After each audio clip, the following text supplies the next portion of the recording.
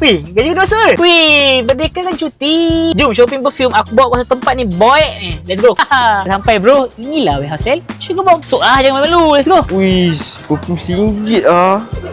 Best tu. Kan, yang lagi best. Jom. Ni bro. Ni sugar perfume. Kau tengok. Ada hash-lash. Satu tak cukup. Beli satu, beli 5. 30. Ambil 3 lah jawapan dia. Alamak. Apa nak susah? 3 hash-lash. Aku nak belanja kau sekali kan? Kau nak apa? Lelaki perempuan? Aku pilihkan kau lah. Dia kata 5, 80. Aku tambah 2 lagi. 1, 2. Cukup. Cukup lah. Baru RM120 kalau 10 botol. Aku rasa kita kena ambil semua wangian lah. Ini 1, 5 dah, 6, 7. Sini, ada lagi. 8. 1, 9. Satu lagi. Aku ambil yang lelaki jugalah untuk aku. So, settle. Macam, best tak? Aku bayar, aku payung untuk kau. Sempena Merdeka ni, kau dah jadi kawan baik aku selama ni. Perfume ni aku payung. RM100 apalah sangat. 30ml bro, mana nak naik? Kau pernah jumpa? Tak pernah kan? Sebab tu aku cakap tempat ni baiknya. Sugar warehouse sale.